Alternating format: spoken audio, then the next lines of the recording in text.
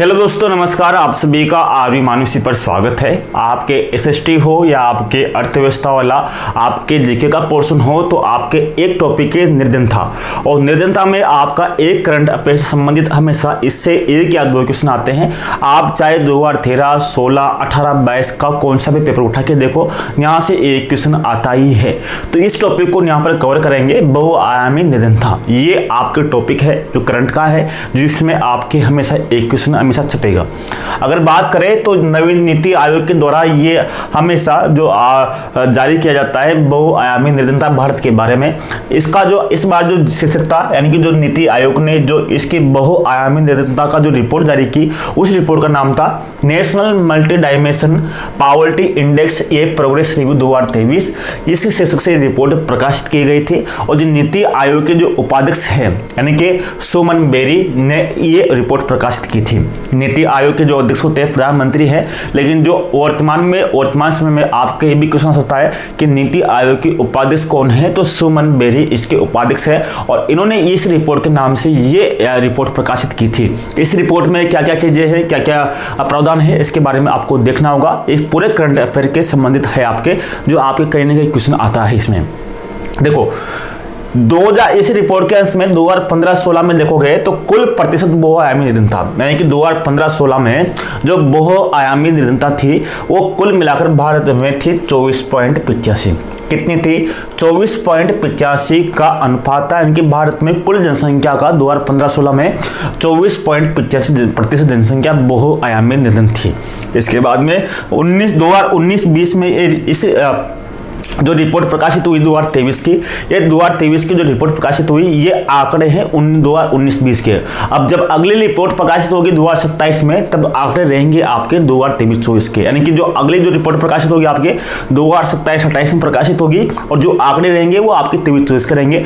जो अभी जो आंकड़े हैं जो इस बार प्रकाशित हुए है, वो आंकड़े आपके 2019 और 20 के रहेंगे। तो 2015 से घटकर बहुआयामी जो निर्धनता है 2019-20 में, ये अनुपात 14.6 में रह चुका है, यानी कि भारत में वर्तमान समय में 2019-20 के अनुसार 2023 की रिपोर्ट के अनुसार 2019-20 में भारत में बहुआयामी निर्धनता घटकर 14.6% रह चुकी है। इस बात को आपको यहाँ पर देखना होगा। अगर बात करें तो इस अवधि में लगभग आपके 4 से 5 साल के बीच में, 4 से 5 साल के बीच में भारत में लगभग 13.5 करोड़ लोग, यानी कि 13.5 करोड़ लोग इस बहुआयामी निर्धनता से बाहर निकले हैं, यानी कि इतने लोग बहुआयामी निर्धनता से मुक्त हुए हैं, यानी कि उनके जो आय का स्तर है वो बढ़ चुका है। तो 13.5 करोड़ लोग जनसंख्या बहुआयामी निर्धनता से बाहर निकल चुके हैं। इस बात को आपको यहाँ पर ध्यान देना होगा। ग्रामीण क्षेत्रों में बात करें तो ग्रामीण क्षेत्रों में 2015-16 में 32.59 जो बहुआयामी निर्धनता थी, वो अब घटकर 19.28 रह चुकी है। तो ग्रामीण क्षेत्रों में भी कितनी है बहुआयामी निर्धनता, तो अभी वर्तमान में 2019-20 में 19.28% है। इसी तरह शहरी क्षेत्रों में घटकर ये 8.65 से घटकर वर्तमान में 5.27% रह चुकी है। इस बात को आपको यहाँ पर ध्यान देना होगा। तो ग्रामीण क्षेत्रों में कितनी, तो ग्रामीण क्षेत्र में 19.28%, शहरी क्षेत्रों में 5.27% रह चुकी है।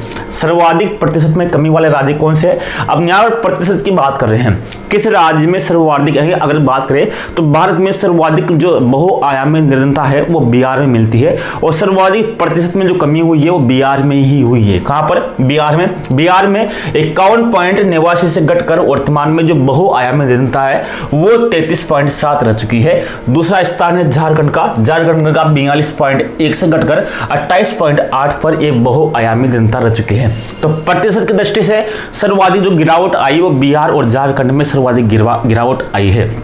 लेकिन संख्या की दृष्टि से, बहुआयामी निर्धनता की संख्या की दृष्टि से जो सर्वाधिक कमी हुई है वह उत्तर प्रदेश में हुई है। उत्तर प्रदेश में लगभग 3.43 करोड़, यानी 3.43 करोड़ लोग बहुआयामी निर्धनता से बाहर निकले हैं उत्तर प्रदेश राज्य में।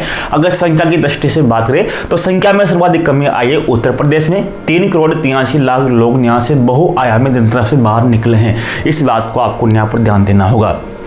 अगर बात करें तो भारत में सबसे कम बहुआयामी निर्धनता कौन से राज्यों में है, तो केरल में सबसे कम है, उसके बाद में गोवा, उसके बाद में तमिलनाडु, इन राज्यों में सबसे कम बहुआयामी निर्धनता मिलती है। एक क्रम आपको यहाँ पर ध्यान देना होगा। सर्वाधिक कहाँ मिलती है? सर्वाधिक मिलती है आपके बिहार में, झारखंड में, और सबसे कम कहाँ मिलती है? केरल, गोवा और तमिलनाडु राज्य में मिलती है। अब यहाँ पर बहुआयामी निरंतरता जो रिपोर्ट्स जारी की जाती है वो नीति आयोग के द्वारा जारी की जाती है, और नीति आयोग बहुआयामी निरंतरता के लिए 12 मानकों का इस्तेमाल करता है। कितने मानकों का? 12 मानकों का जो प्रयोग करता है। 12 मापदंड अलग अलग होते हैं, उनके आधार पर सभी राज्यों का, अगर दिल्ली की बात करें तो दिल्ली में सबसे कम बहुआयामी निरंतरता मिलती है भारत में, और बात करें तो 12 मापदंड होते हैं। अब वर्तमान समय में अगर आपको स्कोर की बात करें तो समग्र भारत का, पूरे भारत का अगर बात करें तो बहुआयामी निरंतरता का जो सूचकांक है पूरे भारत का 2015-16 में था, 2015-16 में था 0.117 था। 0.117 से घटकर 2019-20 में ये रह चुका है 0.0066, यानी कि 0.066 रह चुका है, यानी कि आधा ही रह चुका है। यानी कि भारत में बहुत तेज गति से बहुआयामी निरंतरता कम होती जा रही है। बहुआयामी निरंतरता का मतलब होता है कि वो अनेक प्रकार की सुविधाओं से वंचित हो, यानी कि शिक्षा से वंचित हो, या फिर आय जो उनका रहन सहन का स्तर का कम हो, या उनकी अलग अलग सुविधाओं का, इनके पास पीने के लिए स्वच्छ पानी ना हो, या फिर उनके स्कूल जाने के लिए, निजी स्कूल जाने के लिए या पढ़ाई करने के लिए पैसे न हो, अलग अलग मापदंड होते हैं, 12 मापदंड होते हैं। तो ये बहुआयामी सूचकांक है, जो ये आंकड़े आपको यहाँ पर ध्यान देना होगा। हमेशा यहाँ से 1-2 क्वेश्चन आता है, यानी जो भी नवीनतम आपका टॉपिक है अर्थव्यवस्था वाला, ये अर्थशास्त्र वाला, ये आपके सेकंड ग्रेड में हमेशा यहाँ से कहीं ना कहीं क्वेश्चन आता है। तो इन टॉपिकों को आपको क्लियर करना है और एक ही चीज़ को आपको यहाँ पर देखना होगा। धन्यवाद, मिलते हैं नेक्स्ट वीडियो में।